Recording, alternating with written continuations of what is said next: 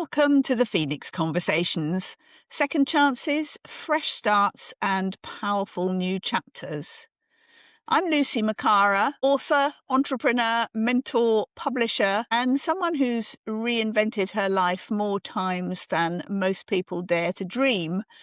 I normally have a conversation with somebody else on this podcast, but today it's just me because last week I went to Windsor Castle to attend the investiture of my MBE, which was really delightful. I wrote about it on social media and told the story, and so many people said they loved hearing the story and wanted to know more that I thought I would just chat through what happened in this episode. So it all started probably about 3 years ago now, when somebody suggested that I should be nominated for a King's Award. And MBE stands for a Member of the Most Excellent Order of the British Empire. Now, I must admit I'm slightly conflicted about having an award that makes me some kind of member of the British Empire, but it is what it is. And as somebody else said to me, those are the national awards. That's the name of them. Take it, because that is what it's about. It's not really about the empire at all. So anyway, my very good friend and colleague, Michaela Brown, said she would like to nominate me. And you can do this for anyone. If you know somebody who you think should be nominated for an award, you can just go online and nominate them. And I really thank Michaela for doing this, because it's quite a project. You have to tell a story, essentially, of what somebody has achieved in a particular area.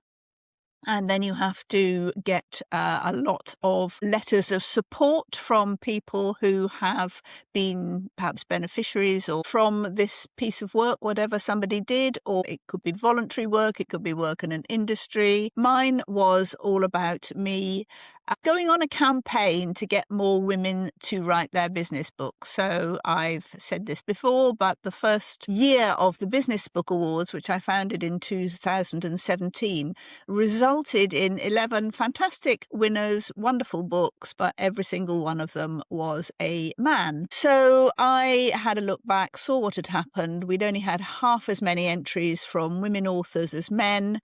And I thought there's something not right here. I can either just brush it under the carpet and keep going and hope more women enter next year, or I can try and make this happen. I can try and get more women to write their business books and get them published and enter the awards. So I interviewed 50 women, talked to them about why they may have had difficulty writing their books, what had worried them, and a lot of it was down to confidence and belief in their own credibility. A lot of them also said it felt like a selfish thing to do, to write their own book, because it took them away from their families and their clients, their businesses, and they felt it was something they were doing for themselves. But my response to that was, no, this is not the case. It's not selfish. On the contrary, it's selfish if you have useful information, experience, expertise, wisdom, not to share it with people, and especially not to share it in book form, because that is the most credible way of sharing your knowledge. So I wrote a book about it called The Book of One's Own, which I try to get out to as many women as possible. I ran women-only book writing mentoring programs so that women felt they were in a safe and supported space as they wrote their books. And I went on podcasts, I spoke to journalists, I spoke on platforms, and I really tried to get the message out. And 2 years later, the results were pretty good. And at the Business Book Awards, I could say that exactly the same number of male and female authors had entered their books, and we had equal numbers of shortlisted books, women and men winners. So that was the story behind it. Michaela nominated me for this award, or for an award, as I say, about 3 years ago now. She got lots of lovely people to write supporting letters, and she waited and had various communications, I believe, with the office that runs the awards. And then finally, at the end of 2025, I think it was October, that I got a letter saying that I'd been nominated for an award and the Prime Minister was going to put my name forward to the King, and would I like that to happen and would I accept the award? So, of course, in the end, I said absolutely, yes, please. And then my name was published in the New Year's Honours List on the 30th of December 2025. Then I officially became Lucy Makara MBE, which was great. But then you have an investiture, as it's called, to go and collect the award from a royal person who gives it out to you. So that's really what I wanted to chat about today, because it really was quite an event. I was sort of half excited, slightly nervous, partly thinking this is all ridiculous. You know, what am I doing sort of going to Windsor Castle and experiencing a whole load of pomp and circumstance about an award for a little piece of work I did, but it was actually great. So what happened was that Richard, my husband, and I went down to Windsor the night before because we live in Norfolk and I didn't want to be getting up at 5 o'clock in the morning and getting stuck in traffic and not getting there. We were due to arrive at the King Henry VIII gate of Windsor Castle on the Wednesday. So we went down on the Tuesday evening, stayed the night in a very nice hotel called the Royal Adelaide, which I chose mainly because it was quite near the castle. So we went on a little recce to make sure that we knew where we were going the next morning, and actually got to the wrong gate first. And I took some photos of us standing outside the gate at the end of the long walk to Windsor Castle, saying this is where I'm going to be tomorrow morning, only to discover it was the wrong gate. And I'm really glad we went on that recce, but we found the right gate. Richard went up to the armed guards and they looked a bit suspicious, but when he said we were coming to my investiture the next morning, they turned into absolute charm itself and showed us through the barrier and where we would be going, gave me some advice about shoes, not to wear too high heels because the cobbles were difficult, and not to arrive too early because they wouldn't be letting us in till about 9:45. However, we did arrive early because, well, you know, as you do. And also we were meeting my two sons, James and Christopher, there, who were also supporters. What was lovely is that I had 3 tickets for guests. So although I also have 2 daughters, they were not particularly keen on coming. So it just worked out right. Funnily enough, I went to an awards investiture of my mother's many, many years ago, probably well over 30 years ago. She was made a dame. And she only had 2 tickets. So I was worried that I would only get 2 tickets for guests and that my sons would have to fight it out between them. But 3 tickets was perfect. So we met there and we were shown in. We wandered through the grounds of Windsor Castle, which are absolutely beautiful. The gardens are stunning. They really, really are. So we walked through there and arrived at the entrance where we were going to be let in. And I must say, from then on, or in fact from before, from the police at the gate, everybody was just so lovely, so nice, I guess, so well trained. It genuinely felt like really welcoming and a lovely thing to be doing. We had to do things like there was security to go through. I had to have sent pictures of everybody's passport in advance and our passports were checked off and all that. That was fine. We went in, we were able to leave coats and bags in the cloakroom, and then we were taken up through this amazing staircase to a suite of rooms in Windsor Castle, which I don't think are normally open to the public, and they really, really are beautiful. Lovely wooden panelled rooms, lots of gold leaf, lots of carved ceilings and lots of amazing portraits of not just kings and queens, mostly kings, let's face it, but also other people, military people, of course, and religious people, but really stunning. And we walked through several of these. There was a string quartet playing, every single person, and there was somebody to kind of guide us through every few yards, really. Every single person was so nice, so welcoming. They all said, you know, who's the award recipient? Congratulations, well done, what a splendid day you'll have, relax, don't be nervous. Or, you know, they all were very, very charming. And they were also incredibly knowledgeable, because we asked them all sorts of questions here and there about the history, about the paintings, about some of the beautiful objects that were on display. And they all knew, they were very, very well versed in the history of Windsor Castle and its contents.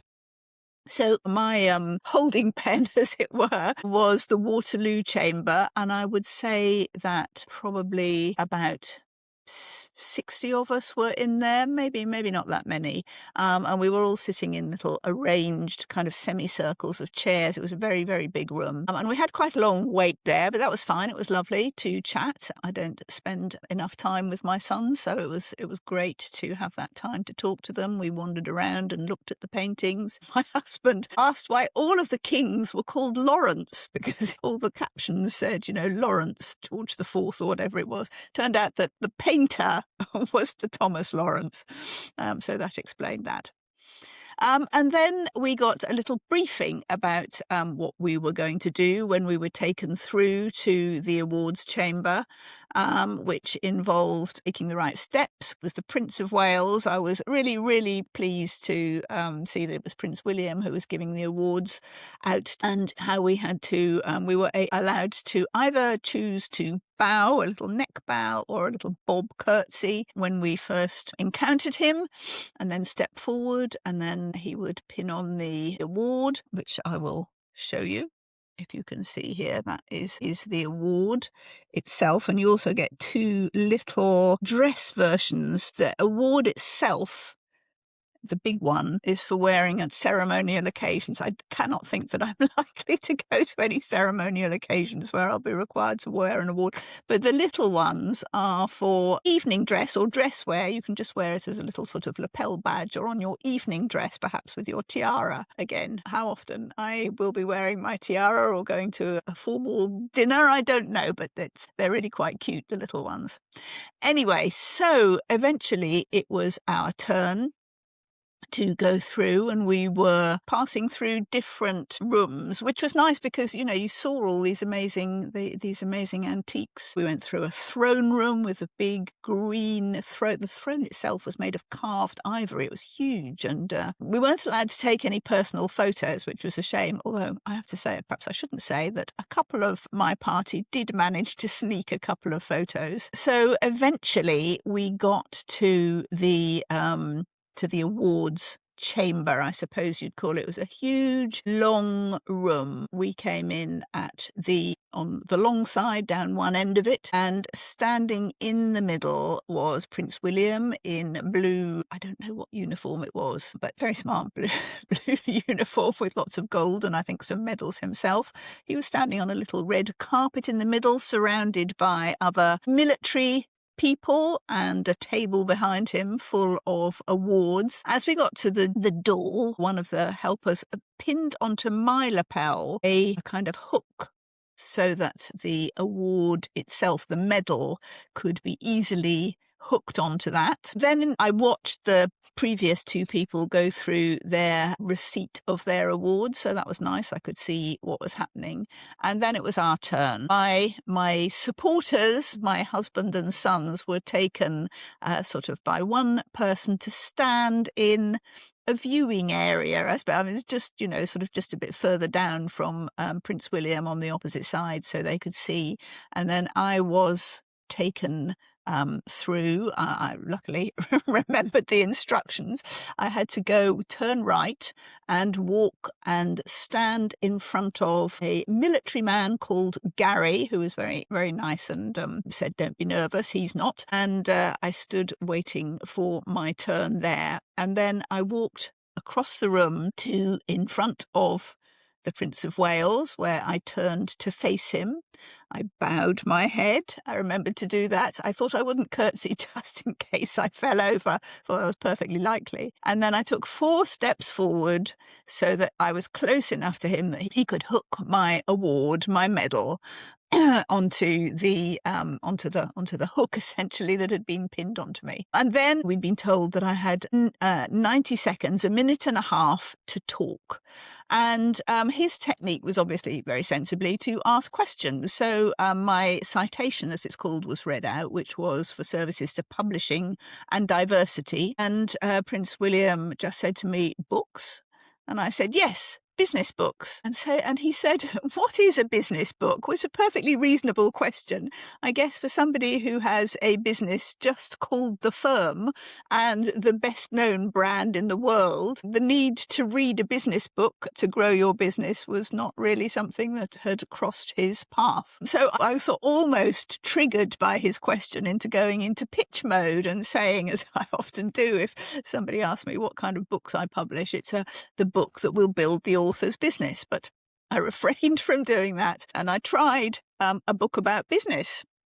And he looked a little puzzled by that. So I thought, well, I'll just tell him what I'm here for. So I said, "Look, the reason I'm here is because," and I explained that I had been on a campaign to get more women to write their business books because there hadn't been enough. And he really seemed genuinely interested. I found him very sweet and very charming and very genuine. And he then said, "Well, how did you do that? How did you get them to write more books?" So I explained that I had written a book and done programs, and he said that's very important. He was very congratulatory and lovely about it. And then I knew when my time was up, because we had been told he steps forward with his hand out to shake your hand.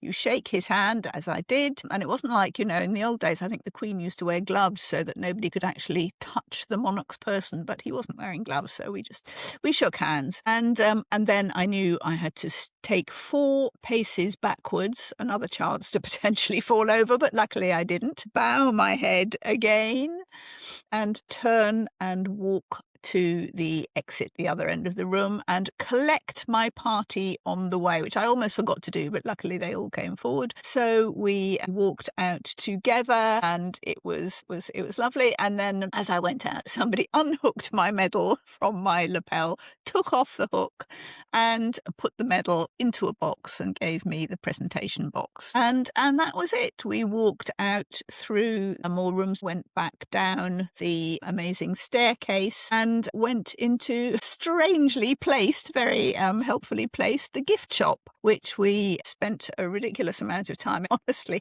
I bought a couple of mugs for my daughters, which were rather beautiful. I bought some cuddly toys and some sort of fake crowns and some chocolate and a book, and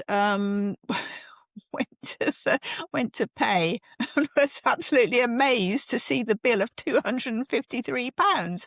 However, I didn't feel I could appropriate to put anything back, so I just paid it. It was quite funny, really. And then we collected our coats from the cloakroom. Everybody was still absolutely delightful. It was a lovely sunny day. We wandered out into the sunshine, back through the gardens of Windsor Castle, and out of the gate where we'd come in, and that was it, really. It had been lovely. It had all taken, I don't even know, a couple of hours. And then we walked out onto Windsor High Street and went to the Ivy restaurant and had a lovely family celebratory lunch there.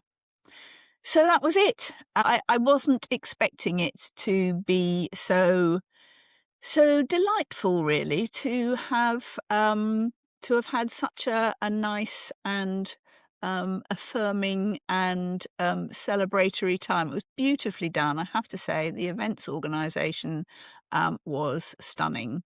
So I hope that's given you a bit of a look behind the scenes at Mbe Investiture. It was great, and thank you for listening. So it would be great if you could subscribe to this podcast, The Phoenix Conversations. Next week, I will be back with a proper conversation.